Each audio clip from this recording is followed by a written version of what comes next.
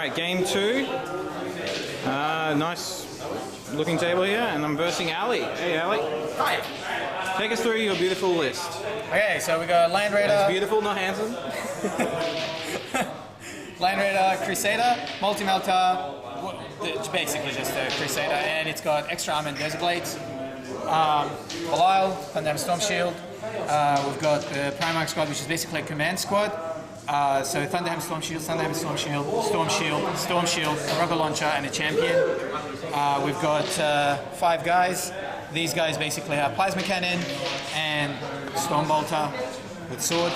And we've got another one which has Plasma Cannon, 1 Thunderhammer Storm Shield, and the rest is normal. We've got a squad of Deathwing Knights. Just basic with the relic of the Adamantium Will little upgrade, and we have a squad of scoring again, 2 Godhammer Storm Shields, Plasma Cannon, and yeah, as normal. Very strong. There's my deployment here. Hiding. Alright. Alrighty, so game against Ali and his really nice looking Deathwing army.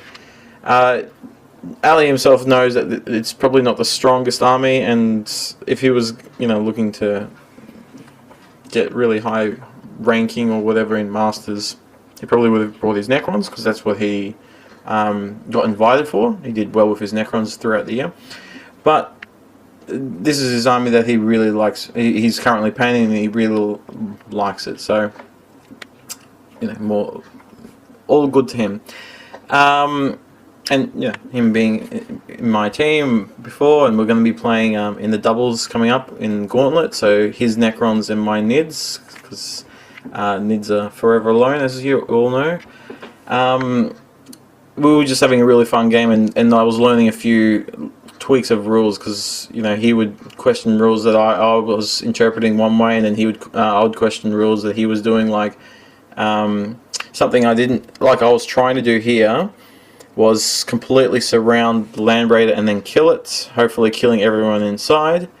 Unfortunately, or fortunately, it didn't quite work, because even if I did kill the Land Raider, the way that they were ruling it is you could put the guys on top of the Land Raider, and that counts as touching the hull, like emergency disembark, of course, but on top of it.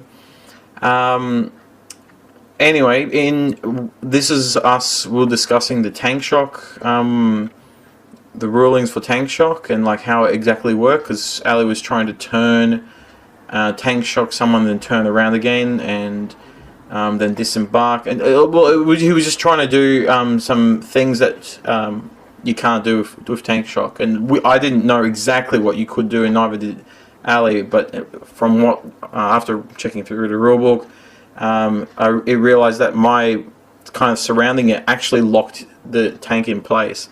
However, Ali knew a rule that I didn't know 100%, which was, you have to, if you break coherency, you have to move the full amount as much as you can. Now, I've always played, I knew I had to get into coherency, but I thought you didn't have to move every single model in in a coherency. You just have to move it so you get towards it. You can see me here, and there's a little gap there, and I was trying to surround it again, but because they're not in coherency, everything has to move the full 6 inches, because they couldn't move back into coherency. Well, that's at least how we read it.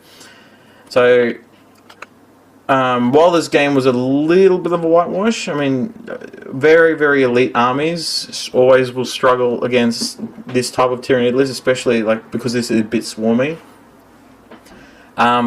But it was really good, because I got to, well, I think we both did, but I got to really delve into some really specific rule-based type questions that were explained to me, or not explained to me, like that we explored. I've got a few pictures, and you'll see them either before or afterwards, depending on where I throw it in. But this was a really epic game in terms of like a cinematic game.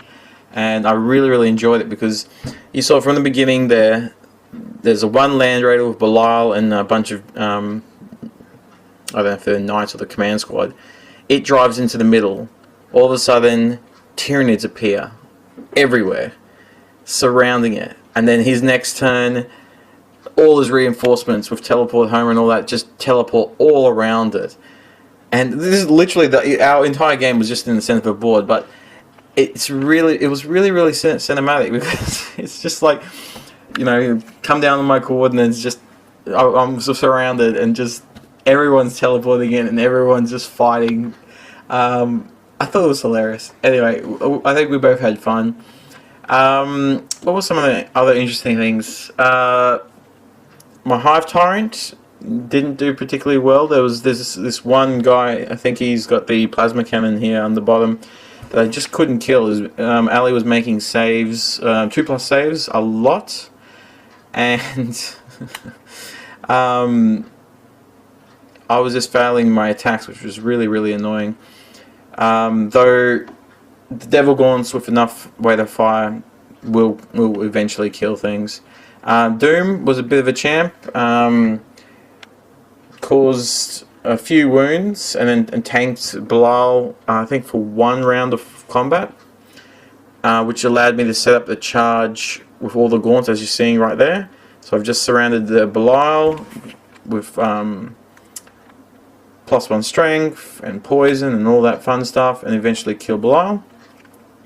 Unfortunately for Ali, because this was a kill point primary and then a mission secondary.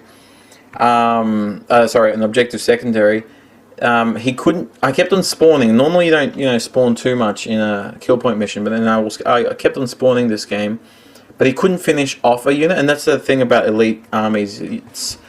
It's hard to have a lot of those units that can finish off, 2 or 3 models, because you're wasting an entire, army of units of shooting.